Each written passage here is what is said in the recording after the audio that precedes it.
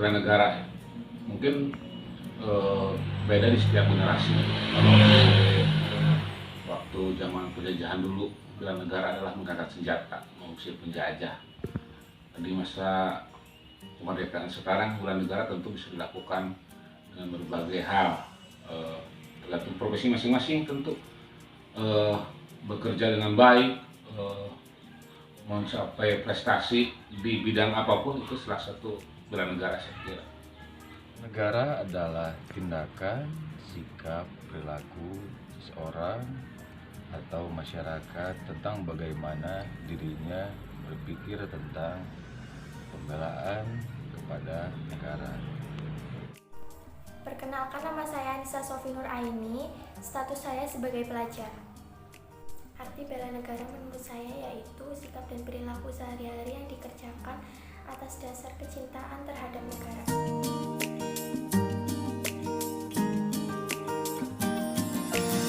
Ya, kita sebagai pemerintah desa tentu bela negara itu sangat penting.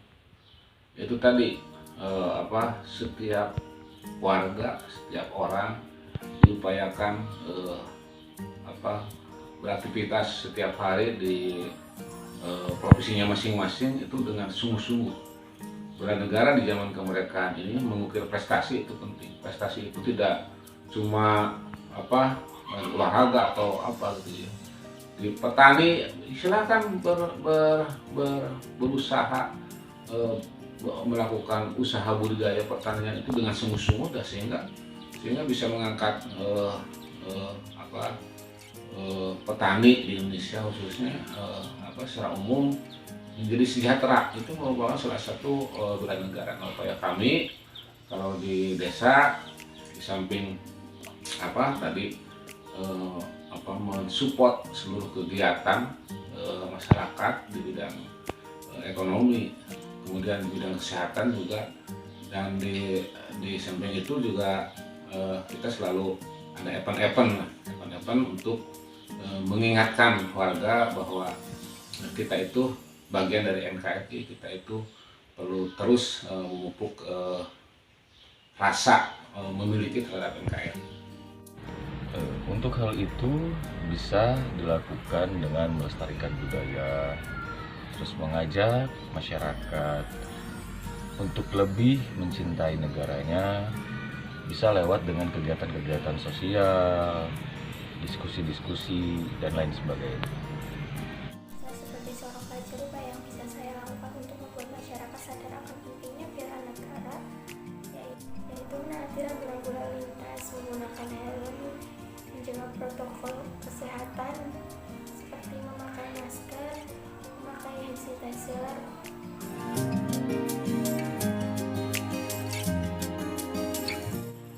Wawasan kebangsaan wawasan kebangsaan itu bagaimana bangsa Indonesia kita itu mengenal diri kita sendiri, mengenal diri kita, jati diri bangsa, lambang negara bangsa. Jadi wawasan kebangsaan itu diharapkan yaitu bahwa warga Indonesia, bahwa kita itu mengenal jati diri kita sehingga kita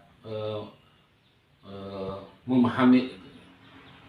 Kebangsaan adalah tentang cara pandang seseorang mengenai kebangsaan itu sendiri.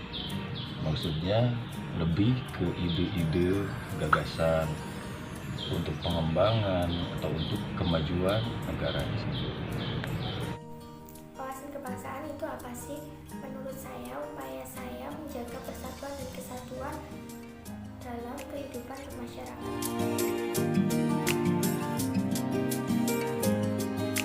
Wawasan kebangsaan, pengenalan masyarakat itu harus benar-benar digerakkan kembali, karena biar masyarakat itu punya kesadaran bahwa kita itu bernegara itu punya landasan Pancasila, ya punya undang-undang dasar, punya bahasa Bhinneka Tunggal Ika. Jadi penting sekali. Bicara tentang seberapa penting, tentu sangat-sangat penting, karena wawasan kebangsaan dan bela negara adalah sikap dasar dari seorang warga negara untuk mengidentitaskan dirinya sepenting apakah negara bagi dirinya sendiri. Seberapa penting menurut saya penanaman wawasan kebangsaan? Menurut saya itu sangat penting dan harus diterapkan sejak dini. Kenapa harus sejak dini? Agar kami tidak terbiasa oleh isu atau hoaks yang semakin marak. Karena kalau kita mudah terprovokasi, persatuan dan kesatuan bangsa akan terpecah belah.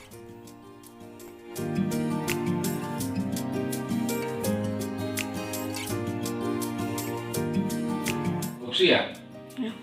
Saya kira masalah korupsi itu mengakar kemana-mana. Ya, tapi alhamdulillah pemerintahan sekarang kan ada KPK yang selalu giat membahas korupsi. Tapi saya kira korupsi itu tidak terlalu muluk-muluk yang besar-besar gitu. Yang kecil-kecil juga banyak sebenarnya.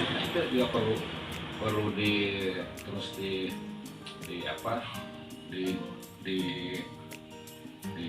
diberikan sistem lah yang kira-kira orang itu mau korupsi susah. Nah, sekarang orang mau korupsi relatif mudah gitu kan, seolah-olah, karena memang sistemnya memberi peluang terhadap itu. Dan kemudian untuk terorisme ya, terorisme, saya kira daerah defilisasi yang perlu terus dilaksanakan sehingga orang-orang yang punya paham-paham terhadap terorisme itu ya bisa mungkin kalau kepala saya terlalu jauh lah kalau bicara terorisme gitu ya, jadi terlalu alhamdulillah kalau di bawah sih tidak terlalu ini ya kalau terorisme. Tapi ya mungkin pemerintah sekarang kan konsen terhadap pemberantasan terorisme, dan juga mungkin faktor ekonomi juga berpengaruh dalam hal ini. Intinya ketika seseorang mampu tetap berperilaku jujur, ya itu sudah. Nah, untuk maupun isu terorisme tentu sangat berhubungan erat dengan kejujuran dan kepercayaan. Bagi prinsipal saya sendiri tentang isu korupsi itu bagaimana seseorang bisa menyikapi dirinya dalam hal kejujuran. Memang terlalu naif kadang ketika kita berbicara tentang hal kejujuran, karena di sisi manusia itu sendiri kejujuran itu sifatnya semu. Maksudnya ketika seseorang mampu berkata jujur atau berperilaku jujur belum tentu bisa diakui oleh halayak ramai. Terlebih ini dari sisi pemerintahan, mungkin saya sebagai perangkat kewilayahan pemerintahan desa tentu sangat susah atau terhitung sangat sulit lah untuk bisa memberikan pemahaman-pemahaman tersebut kepada masyarakat. Dan saya pribadi pun tidak bisa menyalahkan sudut pandang masyarakat terhadap pemerintahan yang ada, karena mungkin dari zaman dulu hingga zaman sekarang malahan kasus korupsi semakin meningkat. Namun kembali lagi saya pribadi, bagaimana tentang isu terorisme sendiri, tentunya hal-hal seperti itu kembali berhubungan dengan bagaimana sikap dari masyarakat itu sendiri.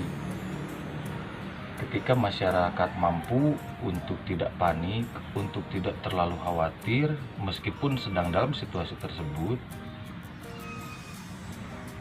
insya Allah hal kepanikan itu, kekhawatiran itu pun akan bisa di backup dengan baik.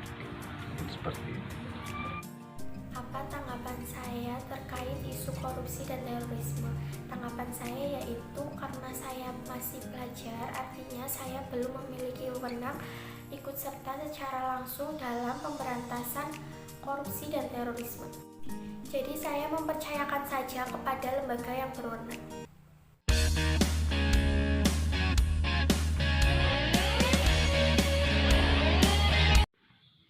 Dari wawancara yang telah kelompok kami lakukan terhadap 3 generasi, yaitu generasi Alpha, Z, dan Y, dapat ditarik kesimpulan bahwa dalam setiap generasi dan setiap profesi, wawasan kebangsaan dan bela negara penting untuk diketahui dan dimiliki dalam melakukan pekerjaan dan aktivitas sehari-hari sebagai warga negara Indonesia.